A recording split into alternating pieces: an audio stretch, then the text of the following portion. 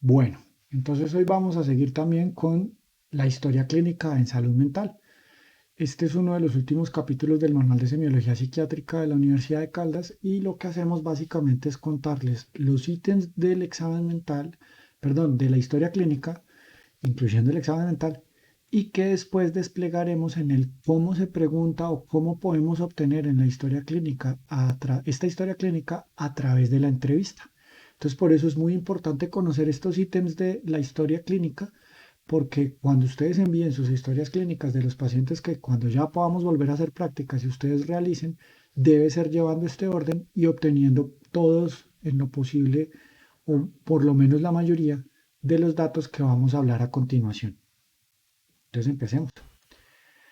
Eh, lo primero son los datos de identificación, como en cualquier historia clínica.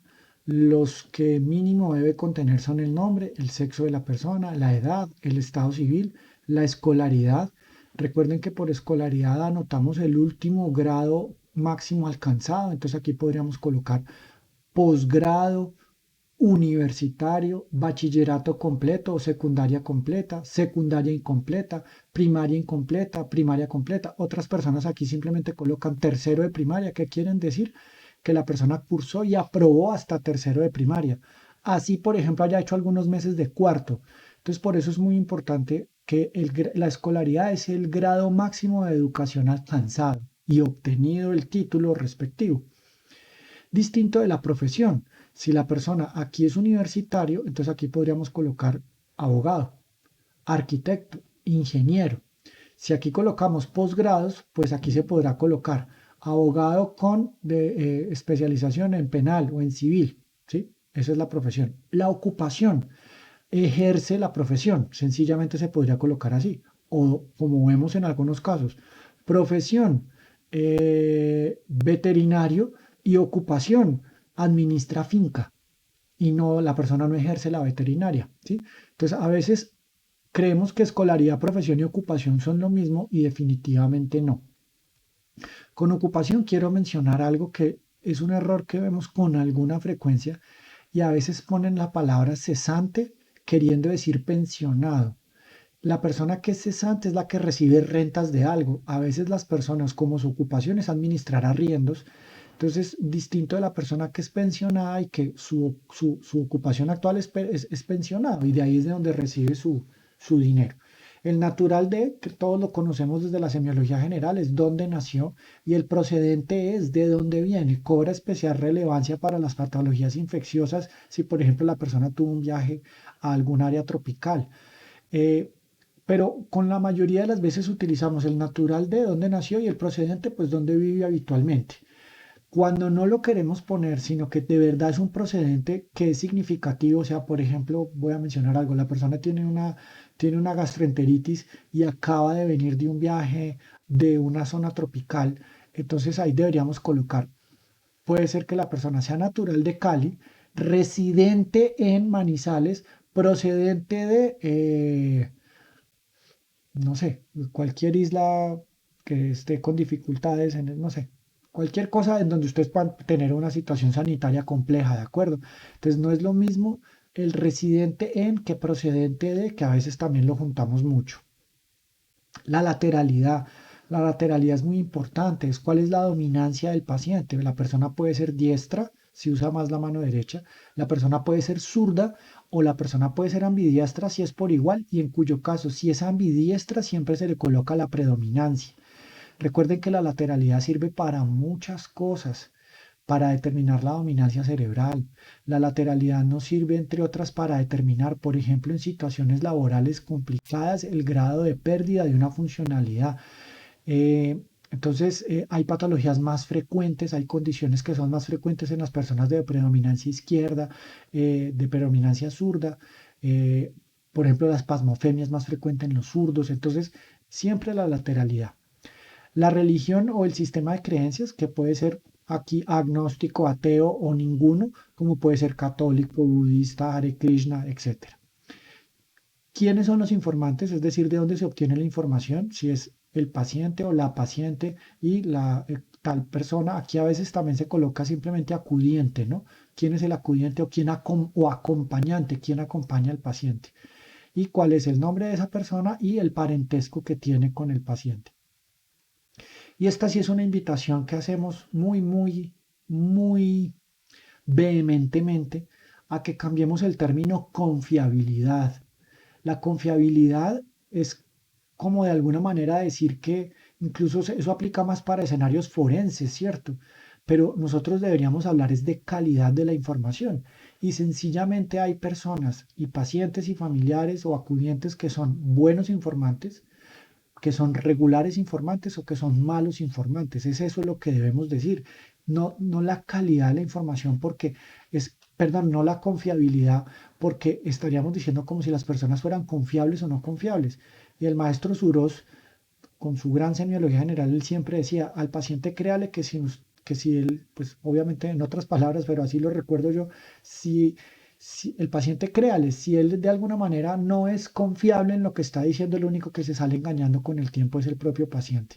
Entonces hablemos es mejor de calidad de la información y la calidad de la información puede ser buena, regular o mala, si son buenos, malos o regulares informantes, y a veces hay que dividirla. Calidad de la información del paciente mala, calidad de la información del acudiente buena. Entonces ahí tendríamos los datos de identificación. Luego tendríamos el motivo o idealmente, como es en salud mental, los motivos de consulta, que debe ser una descripción textual de la queja principal que según el paciente, su acompañante y o la remisión, ahí queda claro por qué el plural, porque es que en realidad pueden ser hasta 3 motivos de consulta. Uno debería poner motivos de consulta del paciente, 2 puntos. No sé, pregúntele a ella, cierre comillas, ¿cierto? El paciente no tiene motivo de consulta para él. Del acudiente, está muy agresivo, se está llevando las cosas de la casa y está consumiendo mucho. Entonces a veces uno le tiene, refiriéndose al consumo de sustancias, entonces uno a veces le tiene que preguntar a la señora, esta es una, ya me voy metiendo en entrevista, pero pues esto es imposible no hacerlo. A veces a la persona hay que decirle, de los síntomas que tiene su familiar, para usted, ¿cuál es el más grave, el que ya hizo que consultaran hoy? Esa es una muy buena pregunta para delimitar cuál es el motivo de consulta del acudiente. Entonces, casi siempre van a decir, en un caso como el que les acabo de mencionar, está muy agresivo. Entonces, abre comillas y dice, está muy agresivo. No es bueno colocar heteroagresión, es la descripción textual. Y del motivo de la remisión, muchas veces uno coloca incluso el diagnóstico para valoración por psiquiatría por sospecha de trastorno bipolar o para valoración por psiquiatría por fenómeno disociativo, ¿sí? Entonces ahí ya uno ve cuál fue el motivo por el que el colega remitió al paciente si tiene una remisión. Si son una consulta directa, pues uno solamente coloca el del acudiente y el del paciente. Si el paciente viene solo, pues solo colocará el del paciente. Luego viene la redacción de la enfermedad actual. Esta es una de las partes más delicadas de la historia clínica. Nos vamos a detener mucho cuando estemos obteniéndola, pero yo quisiera señalarles lo primero que está ahí es que es una descripción cronológica en donde se debe destacar el tipo de inicio. Yo siempre cuando les estoy calificando a los estudiantes les digo, mire, si usted su enfermedad actual no la empezó con las frases, cuadro de aproximadamente tanto de evolución, de inicio tal. ¿Cómo fue el inicio? Entonces, cuadro aproximadamente 3 meses de evolución. Casi todos los inicios de la psiquiatría son de inicio insidioso. Cuando ustedes vean cuadro de 24 horas de evolución de inicio súbito, ahí hay una alerta gigantesca. Ojalá después, cuando estén los de Semio viendo esto, después puedan ver los seminarios de urgencias, ahí van a ver que las patologías psiquiátricas que se instauran en edades atípicas y súbitas probablemente no son psiquiátricas, probablemente es de causa no psiquiátrica. Repito, cuadro de 24 horas de evolución de inicio súbito. Pilas, prendan el bombillo rojo, la bandera roja, que ahí hay una alerta muy grande. Cuadro de 3 meses de evolución de instauración insidiosa. Ah, bueno, ya vamos más por el lado de la psiquiatría. Y uno muchas veces ve que las enfermedades caóticas, las enfermedades actuales, perdón, son caóticas en la medida en la que muchas veces estamos copiándola en el orden en el que nos lo refirió el paciente o el acudiente. Y resulta que la enfermedad actual hay que redactarla, porque uno puede haber obtenido cosas que eran del principio de la condición clínica y las obtuvo fue al final. Entonces, uno debe redactar la enfermedad actual. Uno puede que tome apuntes, pero uno debe redactar la enfermedad actual cuando ya la tenga en la cabeza, porque debe ser la descripción cronológica, es decir, cuadro aproximadamente tanto de evolución. de inicio tal, caracterizado por, y nos debemos ir en orden, cuáles fueron los primeros fenómenos que fueron apareciendo, ¿sí? Luego seguidos de cuáles, si hubo atenuantes o si hubo agravantes, hasta que finalmente llegamos a concatenar con el motivo de consulta, por qué fue que consultaron hoy. Esa es una forma adecuada de hacer la enfermedad actual y recuerden, es lo que nos va a permitir orientarnos más con los diagnósticos. La enfermedad actual también podría ser enfermedades actuales. Yo podría colocar enfermedad actual según el paciente, podría colocar enfermedad actual según el acudiente, en cuyo caso puedo usar el tema de lo que hablábamos de la prosa y poner en comillas más o menos lo que ellos están diciendo, pero yo al final siempre debo redactar una enfermedad actual clínica, como les estoy diciendo, cuadro de tanto de evolución, de inicio tal, caracterizado por, y ahí ya usted une la información que obtuvo de los dos en un orden cronológico. En la enfermedad actual se puede combinar descripción semiológica con citas al paciente o al acudiente.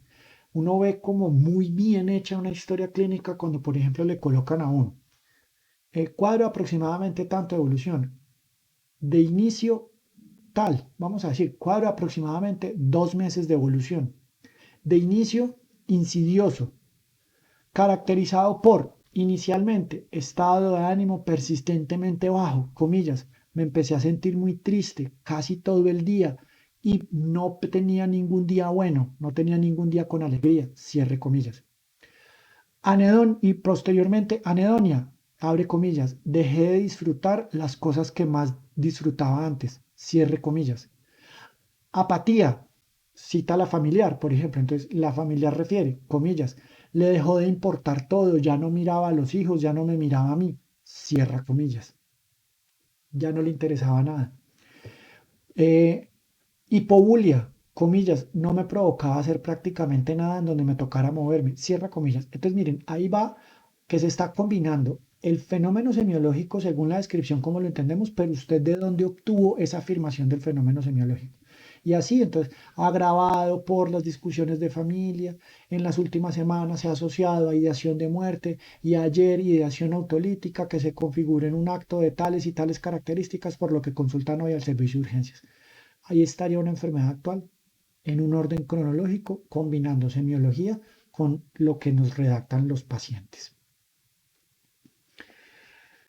Bueno, si en la remisión nos traen para clínicos que ya se hayan realizado, o si ya al paciente se le ha iniciado algún tratamiento, siempre debemos redactar, viene tomando tal medicamento prescrito en tal contexto, los paraclínicos que trae son estos y estos, o trae tal ayuda diagnóstica, tal neuroimagen, para no ir a repetir que no sea necesario si estamos estudiando causas no psiquiátricas, o si hubo algún resultado relevante, de una vez anotarlo.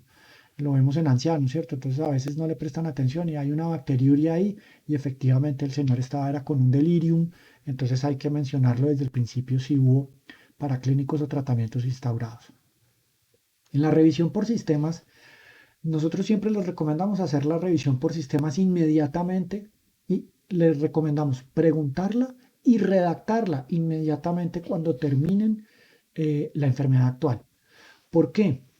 Porque es muy importante que comprendamos que los pacientes no son médicos, que, bueno, a veces son médicos, ¿cierto? Y en cuyo caso vienen en condición de pacientes, y uno de paciente es un desastre, se los garantizo. Entonces, uno tiene que tener muy claro que las personas no saben bien qué es lo que puede estar asociado o no asociado con esto. Entonces, uno puede estar viendo un cuadro clínico como el que les acabo de decir de una depresión muy típica que uno diría, no, pues esto es una depresión y ya. Pero resulta que en la revisión por sistema se encuentra constipación, la persona tiene una disminución del hábito intestinal, usted encuentra intolerancia al frío, usted encuentra serodermia, entonces y una hipersomnia, que de pronto no se la habían mencionado en la enfermedad actual. Entonces usted dice, caramba, eso no lo debería redactar en la revisión por sistemas. Probablemente, y más si tiene que ver con el tiempo de evolución de los síntomas depresivos, para seguir con ese mismo ejemplo, ahí es donde les decimos, lo que sea relacionado debería redactarse en la enfermedad actual. Uno que debe redactar en la enfermedad, en la revisión por sistemas, la pregunta punto a punto y uno debe describir la posible sintomatología adicional o la no relacionada con el cuadro clínico actual que se esté presentando. Entonces, esa es una revisión por sistemas. Y por eso es bueno preguntarla ahí, porque inmediatamente usted puede encontrar, a veces hay personas que de la enfermedad actual saltan a la historia personal y eso no es muy bueno porque a veces después en revisión por sistemas encuentran cosas que en realidad eran de la enfermedad actual y que les hubieran orientado las preguntas de los otros ítems. Entonces es mejor apenas terminemos la enfermedad actual inmediatamente pasar a la revisión por sistemas.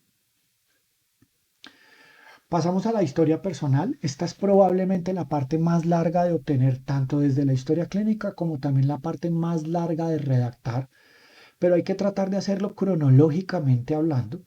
Y cuando uno lo hace tanto para la entrevista como para redactarlo cronológicamente hablando, se le facilita un poquito el asunto. Entonces uno arranca por lo prenatal, cómo fue la relación de los padres antes del nacimiento del paciente, cómo fue la gestación para el paciente, si la persona, si la mamá tuvo dificultades de salud general o dificultades de salud mental, si hubo, la pareja estaba con ella o si hubo separación, cómo fue la reacción de la mamá, si el embarazo era planeado o no deseado, todo eso sería lo prenatal.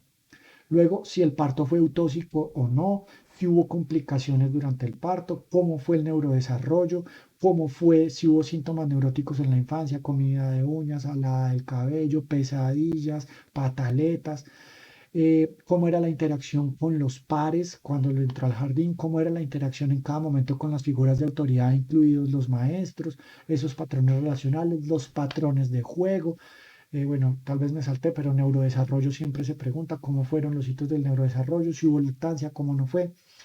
Ir yendo posteriormente, entonces eso sería como de los 0 a los 5 años. Y en cada momento siempre se pregunta si hubo situaciones vitales adversas, si hubo violencia de cualquier tipo, desplazamiento, separación de los padres, cómo lo recuerda el paciente o qué recuerdan los familiares de cómo lo tomó el paciente o la paciente. Luego vamos de los 5 a los 10, entonces ahí ya va mucho con la primaria, el rendimiento académico, la capacidad de aprendizaje, si perdió años o cómo los perdió, de nuevo la relación con los pares, la relación con las figuras de autoridad.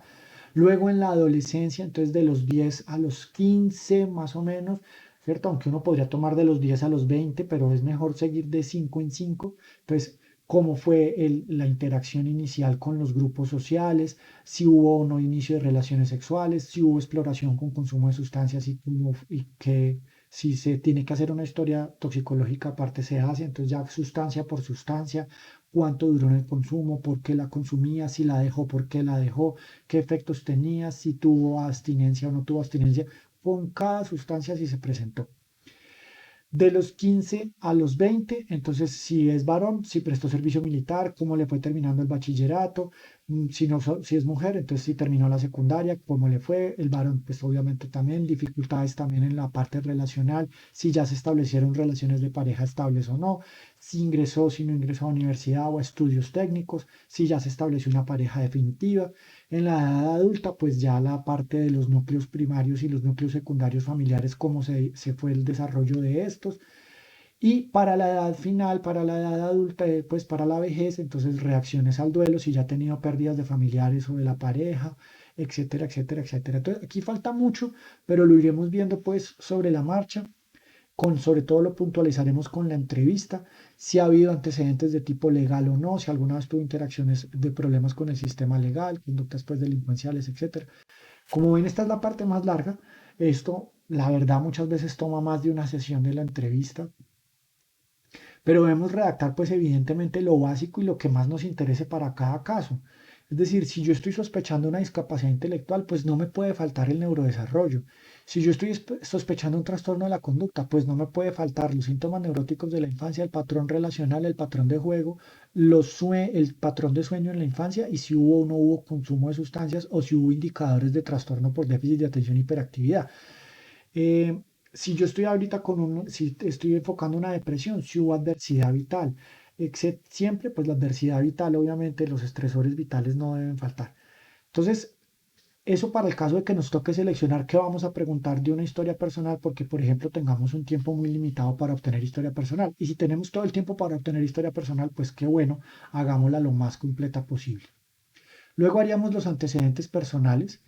Entonces, yo les voy a decir, aquí me salto a entrevista, pero bueno, la forma en la que los pregunto y los redacto, que pues es probablemente muy similar a la de todos, pero yo siempre, ¿tiene alguna enfermedad de gravedad que me quisiera contar? ¿Toma algún medicamento de constante o constantemente para algo? Porque a veces le dicen a uno, no, no tengo ninguna enfermedad de gravedad. ¿Y toma algún medicamento de constante? Ah, sí, ¿cómo es que se llama? El enalapril y me tengo que tomar esas pastas del azúcar. ¿Cómo es que se llama? Metformina. Entonces, de allá y se devuelve y patología sí tenía, ¿no? Entonces, ¿ha tenido alguna enfermedad de gravedad o tiene alguna enfermedad de gravedad que me quiera contar? ¿Toma algún medicamento de constante para algo? ¿Ha tenido alguna cirugía? ¿Ha estado hospitalizado por alguna razón? ¿Ha tenido golpes en la cabeza graves que haya perdido la conciencia o fracturas o accidentes graves? Consumo de sustancias, entonces ella se va, ¿cierto? Si es mujer, obviamente la menarca, el inicio de las relaciones sexuales, la frecuencia de los ciclos, el tipo de ciclos que tiene, si se ha hecho citología, si se ha hecho mamografía según la edad, el perfil gestacional, entonces tantas gestaciones, tantos partos, etcétera, etcétera, etcétera. Y siempre hay que preguntar, obviamente, bueno, obviamente me faltó los alérgicos, los toxicoalérgicos y la salud mental, los antecedentes de salud mental. Esta es la primera vez que es valorado por salud mental. Si no, ¿por qué lo habían valorado? O si había, aunque no haya consultado, si tenía antecedentes de episodios similares o relacionados con salud mental a la enfermedad actual. Luego viene la historia sociofamiliar. Entonces, de alguna manera, esta es complementaria a la historia personal, pero pues se describe cómo era el núcleo primario, quiénes lo constituían y más o menos cómo eran las relaciones del paciente con el núcleo primario y si tuvo algún patrón de crianza relevante, cómo era más o menos el patrón de crianza, si era una crianza basada en el castigo, una crianza basada en el diálogo, etcétera. Cómo era la relación con los hermanos, si los tenía, o con los familiares del núcleo primario, si había familia extensa, cómo era la relación con la familia extensa. Luego, pues si tiene núcleo secundario actual, entonces cómo está no constituido el núcleo primario, el núcleo secundario actual, cómo es la relación con las personas que conviven con el paciente y siempre se va uno por esas partes de cómo fue yendo la convivencia de cada persona y cómo era la relación, el patrón relacional es lo que más nos interesa de la historia sociofamiliar. Y aquí se pueden hacer estos de tipo epidemiológico que muchas veces vemos que si viven vivienda propia o arrendada, con todos los servicios, con techo de materia, con qué tipo de material, mejor dicho, si hay riesgo pues de todas las epidemiológicas. Luego pasamos a los antecedentes familiares, que es la descripción de los antecedentes heredofamiliares, obviamente con especial atención a los de salud mental. Si en la familia ha habido antecedentes de salud mental, se debe preguntar puntualmente por intentos autolíticos o por suicidios consumados en la familia y si los familiares han recibido atención o no por salud mental. Vemos mucho que no, pues nunca recibió atención mental, pero era el tío que era muy deprimido, duraba mucha parte del año deprimido y de un momento a otro se ponía todo acelerado, lantinoso, salía, bailaba. Entonces ahí ya nos va orientando, aunque no tenga diagnóstico. A veces toca abrir comillas y escribir, sí, teníamos un tío que era así, así y así. Un examen, uno de los ítems que no está en ninguna otra historia de ninguna otra especialidad médica, porque mucho de lo que hemos visto aquí sí viene igual que con todas las historias clínicas, pero aquí sí tenemos la personalidad previa. La personalidad previa a veces confunde bastante a los estudiantes. Si este es el primer episodio, o sea, digamos que tenemos una persona de 30 años que nunca antes había tenido un episodio depresivo y este es su primer episodio depresivo, entonces ahí sí preguntamos, ¿cómo era usted antes de que le diera esta tristeza? Pero si la persona tiene, por ejemplo, una esquizofrenia y esta es la novena hospitalización y el primer episodio psicótico lo tuvo a los 17 años, entonces la personalidad previa es antes del primer episodio. ¿Cómo era la persona antes de los 17 años? Eso tiene que quedar muy claro y no lo olviden. Ahora, cuando decimos cómo era, pues es una pregunta muy, muy abierta y que a veces confunde mucho a las personas. Entonces, básicamente lo que necesitamos saber es cómo era el patrón, sobre todo el relacional, cómo la llevaba con los demás. De alguna manera uno tiene muchos matices de la personalidad previa si preguntó bien la historia sociofamiliar, porque entonces vamos a saber si era una persona aislada, si era una persona muy sociable, si era una persona confiada, si era una persona desconfiada, si era una persona muy dada a colaborar o una persona poco dada a colaborar con los, por ejemplo, con las cosas de la casa. Y así sucesivamente. Es como más o menos una breve descripción de la personalidad. Es decir, acuérdense, para que lo vean en los que tenemos ahí montado de personalidad, cómo es la relación consigo mismo, cómo es la relación con los demás y cuál es el universo de significados que suele asignar el paciente. Entonces, es una persona, tiene una buena autoestima o era de una muy baja autoestima, muy agresivo en la relación con los demás, no muy colaborador en la relación con los demás, una persona muy dada a la ecología, al cuidado de los animales, a pensar, no una persona más bien egoísta, con algunas cosas más atenta a las cosas de la moda, más atenta a otras cosas, ¿sí? O sea, según como ustedes vayan viendo la descripción de esos elementos, la relación consigo mismo, la relación con los demás y cómo asigna un universo de significados. Eso es lo que debemos describir antes del primer episodio de la patología mental. Luego tenemos el examen físico. El examen físico es muy importante, sobre todo en la parte neurológica. ¿Qué hay que aclarar? En psiquiatría, por ningún motivo, aunque bueno, la declaración de Hawái aclara que uno pues puede llegar a hacer el examen físico completo en casos de necesidad. Pero aquí les subrayo, porque como esto está destinado principalmente a los estudiantes de prácticas de semiología psiquiátrica, en salud mental por ningún motivo debemos hacer examen geniturinario. Cuando tenemos la necesidad de que ustedes, el paciente, encuentren ahí que se está quejando, no sé, la paciente se está quejando de algo que parece ser un prolapso, entonces, ¿qué hay que hacer? Hay que avisar al médico general del servicio hospitalario y que el médico general, normalmente incluso en compañía de enfermería, haga el examen físico.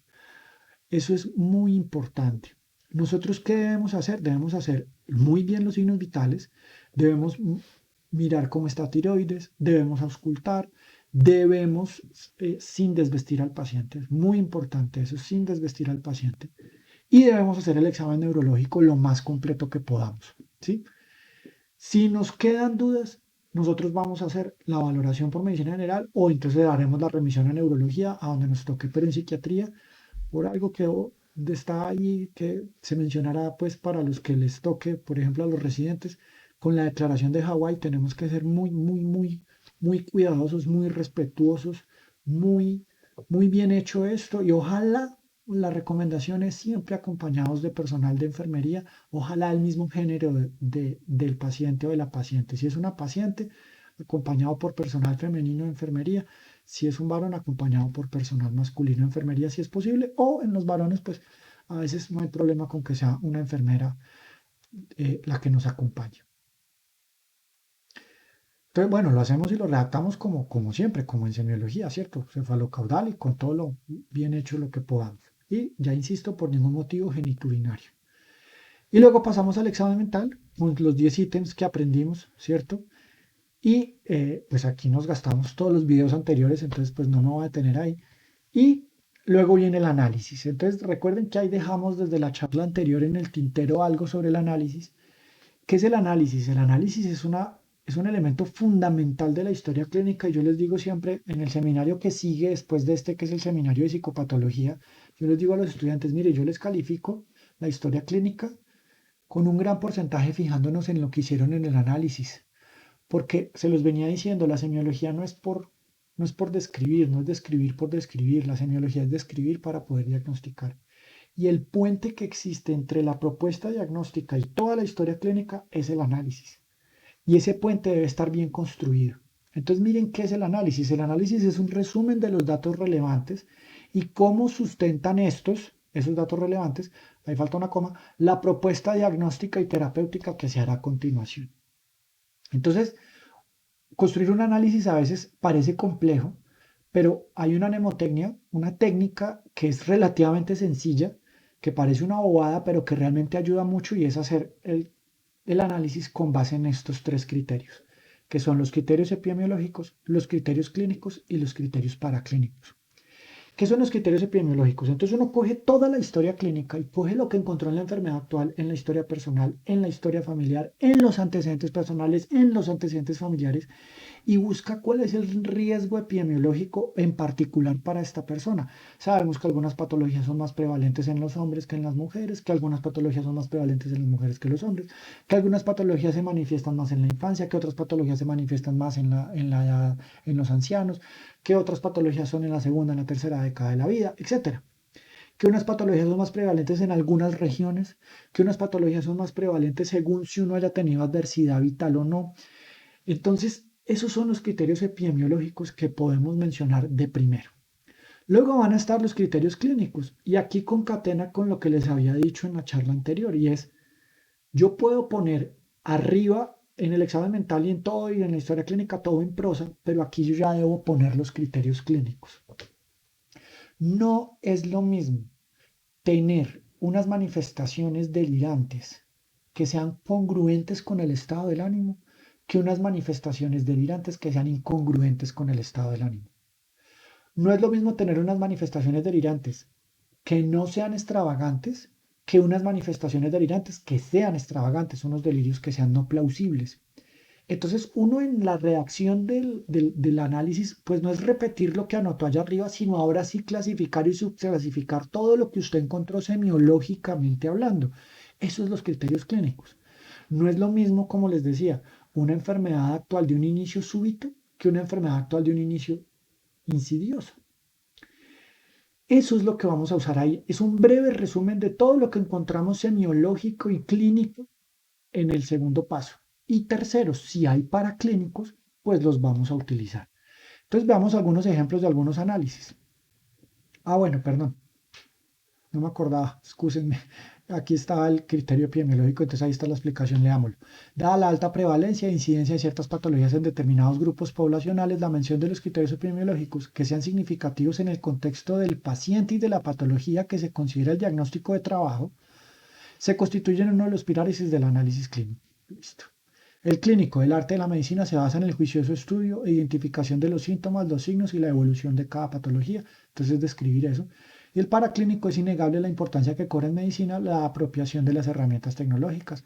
Para nosotros, particularmente las neuroimágenes, las pruebas neuropsicológicas se consideran un criterio paraclínico, irían acá, las pruebas de personalidad, etcétera, etcétera, etcétera. Entonces, ahora sí, ejemplos. Varón de 19 años. Entonces, tenemos una persona masculino, joven. Natural de Toca, Boyacá. Un cuadro de aproximadamente 8 meses de evolución caracterizado por alucinaciones visuales y auditivas complejas, acompañadas de actividad delirante persecutoria y metacognitiva. Entonces ahí tendríamos extravagante. Acuérdense que inserción, robo y transmisión del pensamiento. Esos son los que resumimos en la actividad delirante metacognitiva.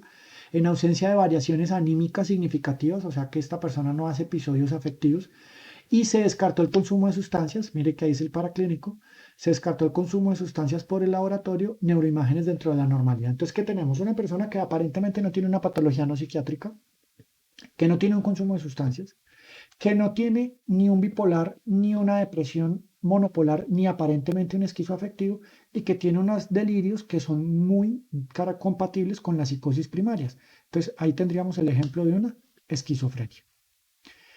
Mujer de 32 años, natural de Aranzazu, Caldas, con cuadro de aproximadamente 15 días de evolución, caracterizado por exaltación anímica, o sea, una elevación del estado del ánimo, está expansiva, dromomanía. Acuérdense que la dromomanía es un trastorno de la conación, es objetivo, o sea, la paciente ahí lo que dijo fue, y me daban muchas ganas de salir a caminar. Puede ser que además estuviera hiperkinética, puede que no estuviera hiperkinética, mire que no nos lo mencionan, o sea que seguramente era solo la dromomanía, no se les olvide. Actividad delirante grandiosa, pobremente estructurada y graves alteraciones comportamentales secundarias. Mire que ya no se describe que estaba desinhibida, que se gastó la plata, que se metió en problemas. Simplemente se coloca así. Y alteraciones comportamentales secundarias graves en el contexto de episodios previos similares y uno de características depresivas. En la hospitalización pasada, pesquisa paraclínica dentro de la normalidad. Entonces, ya había tenido entonces una hospitalización por salud mental. Ahí tendríamos claramente un análisis de un trastorno bipolar, por ejemplo. Varón de 16 años con cuadro de aproximadamente 3 meses de evolución, súbito, posterior a trauma encefalocraneal, dado por desarrollo de patrón comportamental de repliegue, se aisló, discurso asindético, progresivo de las actividades básicas cotidianas físicas e instrumentales, se deterioraron, en las últimas horas ausencia de control de esfínteres, neuroimagen inicial normal, la de ayer compatible con un hematoma sutural. Entonces ahí tendríamos una patología no psiquiátrica, tendríamos manifestaciones comportamentales, pero claramente por una patología no psiquiátrica. Entonces ahí vimos, ya de aquí para allá que sigue la propuesta diagnóstica. La propuesta diagnóstica, nuestra escuela sigue utilizando el DSM-4, ahí estoy señalando por eso el DSM-4, porque si bien el DSM-5 no desapareció, y yo en eso quiero ser muy incisivo, porque en la parte introductoria del DSM-5 ahí dicen, no es que desaparezcan los ejes, es que los estamos fusionando, pero usted siempre debe seguir utilizando los mismos conceptos que venían de los ejes, ¿cierto? Pero entonces es sano que separemos al principio, por lo menos para aprendérnoslos, y entonces así hacemos la propuesta diagnóstica, con esos 5 ejes que eran el primero, el eje 1, los trastornos mentales en cuanto a todo lo que no sea trastornos de la personalidad y discapacidad intelectual. ¿Por qué? Porque los trastornos de la personalidad y la discapacidad intelectual, ahí está mal, perdónenme, es intellectual disability, ahí se quedó discapacidad cognitiva y ese error también nos quedó en el libro, lo tenemos que arreglar para la segunda edición, pero estamos hablando de trastornos de la personalidad y la discapacidad intelectual, van en el eje 2. En el eje 1 estaría la esquizofrenia, el trastorno bipolar, la depresión monopolar, el esquizoafectivo, todo lo otro. El eje 3 serían las patologías no psiquiátricas, ¿sí? En el eje 4 sería los indicadores de problemas psicosociales y ambientales que puedan afectar el diagnóstico, el tratamiento y el pronóstico. Entonces aquí es donde casi siempre mencionamos dificultades del núcleo primario, dificultades en académicas, dificultades con la interacción en el sistema legal, problemas de acceso los servicios de salud. Ahí nosotros siempre les pedimos que vayan a la parte introductoria del DSM-4, que se consigue muy fácil, y lean todos los ejemplos de alteraciones del eje 4 que existen. Pero si se los quieren aprender, acuérdense básicamente de esto. ¿Dónde se mide la adaptación? Entonces, espero que se acuerden de Introducción a la Psiquiatría. ¿Cómo yo mido la adaptación de una persona? ¿Cómo está la relación consigo mismo? Pregúntense esto, ¿cómo está la relación consigo mismo de una persona que está con riesgo autolítico? ¿Cómo está la relación con los demás? Entonces, ¿cómo está la relación con los demás de un paciente con trastorno bipolar que en la manía ha agredido a sus familiares? ¿Y cómo está lo que denominamos el funcionamiento en las áreas productivas? La persona está pudiendo trabajar, la persona está pudiendo estudiar, está haciendo lo que habitualmente hacía o ya no lo puede hacer. Ahí resumiría en el eje 4, pero la verdad es que el eje 4 es muy bello y tiene todos los descriptores psicosociales. Ojalá los usemos siempre que estén presentes. Dificultades en la educación, dificultades en laboral, dificultades con acceso al sistema de salud, dificultades en la interacción con el sistema legal, etc. Por último está el eje 5, que es tratar de dar una descripción de la severidad de lo que encontramos en todos los anteriores ejes, incluyendo el 4. Entonces, esto es relativamente difícil de hacer como nos lo plantea el DSM-5 porque cambiaron la escala, pusieron una escala de la Organización Mundial de la Salud que es bastante amplia de aplicar. Nosotros sí le seguimos recomendando que utilicen el GAF, ¿cierto? Ahí está, que el famoso Global Functioning Assessment o la escala de evaluación de la actividad global, ¿sí? Escala de evaluación de la actividad global, EAG, como la ponemos por su sigla. Y en el libro les tenemos este ejemplito. Ahí cuando lo quieran mirar, pues pónganle pausa al video y deténganse a mirarlo porque nosotros la tenemos con la modificación que es la simplificada, la escala de evaluación de la actividad global simplificada, que ayuda mucho. ¿Qué es importante entender? La mayoría de los pacientes que se hospitalizan están de aquí, de 41 a 50 hacia abajo. Los pacientes que están en consulta externa están de 51 para arriba. ¿Sí? Hospitalizados casi siempre manejamos de 41 a 50 para abajo y de 51 para arriba manejamos a los pacientes ambulatoriamente. Eso ayuda mucho. Y los ejemplitos que están acá, ¿sí? Obviamente, como son ejemplos, pues no incluyen todas las situaciones clínicas, pero de verdad que esta escala ayuda mucho a ubicar la severidad del paciente, a ubicar qué tan grave clínicamente lo veo yo. Y hecho eso, hicimos la propuesta diagnóstica y entonces, ¿qué nos queda? El plan de manejo. Pues a los estudiantes de SEMI obviamente solamente les toca llegar hasta el examen mental. Ustedes no hacen ni propuesta de análisis, ni propuesta diagnóstica, ni plan de manejo. Pero pues aquí dejamos toda la historia clínica completa para las personas que quieran venir a revisar el tema. Entonces, pues, ¿qué es el plan de manejo? Pues el plan de manejo que vamos a hacer. Entonces, si tenemos al paciente con más con menos de 41 hacia abajo, entonces, ¿qué vamos a hacer? Pues hospitalizar, control de signos vitales y avisar cambios, la dieta corriente. Si estamos en un servicio general, pero podemos tener interconsultar a psiquiatría, entonces la valoración por psiquiatría. Como digamos que yo diagnostiqué una manía sin síntomas psicóticos, entonces voy a poner ácido valproico, una al desayuno, dos a la comida, siempre con el estómago lleno. Esto es uno, estos son los, así lo utilizamos mucho en psiquiatría. O entonces sí tenía síntomas psicóticos, entonces por aquí pongo quetiapina, iniciar titulación, 12,5 miligramos esta noche, según tolerancia mañana se titulará, o esperar a valoración por psiquiatría, o remitir, o consulta externa, se recomienda mientras tanto iniciar tal o cual medicamento, pues ya según, recuerden, la linealidad de propuesta diagnóstica y la propuesta terapéutica. Hay un elemento acá que no aparece, pero que para los estudiantes que están en psicopatología, los estudiantes que están en terapéutica y que presentan caso clínico, supremamente importante, que sería anexo al diagnóstico aquí, ¿cierto? Que lo que pasa es que uno lo pone en teoría pues acá, y es el tema de el diagnóstico diferencial. Cuando usted está presentando una historia de psicopatología, cuando usted está presentando una historia de terapéutica para un caso clínico o los residentes cuando están presentando para caso clínico, recuerden que el diagnóstico diferencial es fundamental. ¿Y cuál es el diagnóstico diferencial? Básicamente, ¿cuáles de los elementos de ese proceso de descarte los llevaron a quedarse con el diagnóstico con el que se quedaron? Entonces, pero tienen que ser los relevantes, o sea, no es hacer diagnóstico diferencial por hacer diagnóstico diferencial con toda la Kaplan, no, es hacer el diagnóstico diferencial con lo relevante, o sea, yo al diagnóstico diferencial de la esquizofrenia, ¿qué le toca hacer? Primero, el no psiquiátrico, ¿qué cosas no psiquiátricas podrían ser y por qué las descarté? Luego, las secundarias psiquiátricas, ¿tendrá un consumo de sustancias? Y si sí, no, ¿le descarta o no? Porque acuérdense que puede ser patología dual. ¿Tiene episodios afectivos? Si los tiene, entonces se me cayó el diagnóstico de esquizofrenia. Entonces, ¿es un esquizoafectivo o es que era una persona con un trastorno bipolar? Y así sucesivamente. O sea, se diagnostica en diagnóstico diferencial lo relevante. Quiero mencionar acá, obviamente, que para las historias académicas, nunca se ponen los nombres de los pacientes ni de sus familiares, solamente se ponen las iniciales. Entonces, Juan Castro Navarro. Entonces el paciente, entonces usted pone JCN.